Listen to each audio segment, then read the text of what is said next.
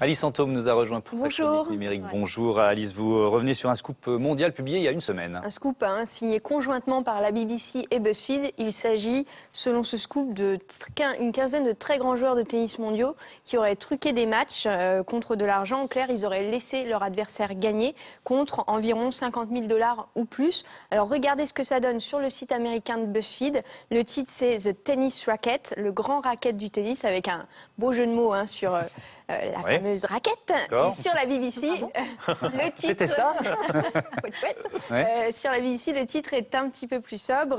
Match de tennis truqué, les preuves révélées. Alors, comment la BBC et BuzzFeed ont-ils découvert ce scandale? Alors, c'est le journaliste de BuzzFeed, John Templon, qui le raconte dans un article où, vous allez voir, il se met en scène comme un tennisman de pacotille.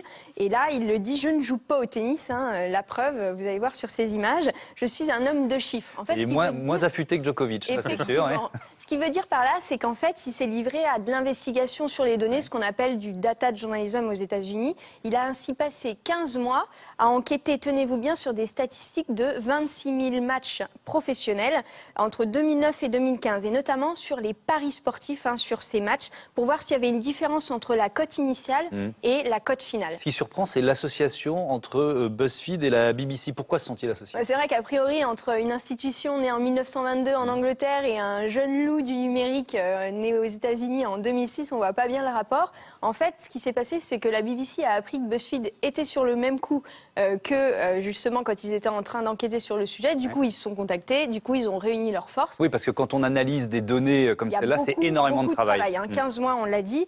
Et puis, ce qui est intéressant en coulisses, ce qui se murmure, c'est que BuzzFeed a insisté pour que son nom ne soit pas BuzzFeed tout court, mais BuzzFeed News, pour se donner un petit peu plus de crédibilité. D'accord. Quelles sont les répercussions de cette affaire? Énorme. Les médias du monde entier ont repris cette histoire. Et Chris Kermode, le président de l'ATP, l'association de tennis professionnel, a dû réagir.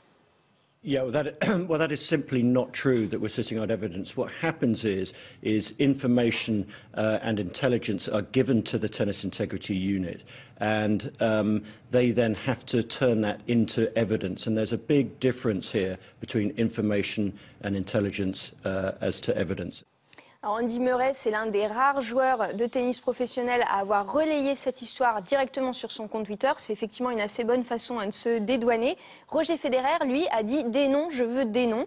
Souhait exaucé, jeudi soir, un blog installé aux Pays-Bas qui s'appelle Show Legend a sorti 15 noms de son chapeau en reprenant justement les données analysées par BuzzFeed. Et parmi ces 15 noms, il y a un nom assez connu, très connu même, qui s'appelle Lleyton Hewitt, un joueur australien qui a gagné l'US Open en 2001, Wimbledon en 2002. Il est capitaine de la Coupe Davis d'ailleurs. Il a été numéro 1 mondial. Voilà, et il vient d'ailleurs de faire ses adieux au cours de tennis cette semaine. Il a démenti bien sûr et il a même crié dans l'équipe à la farce absolue. Ouais, il faut être prudent parce qu'on parle de coïncidence sur les données. Il y a aucune preuve fournie de transfert d'argent par l'un ou l'autre de ces médias.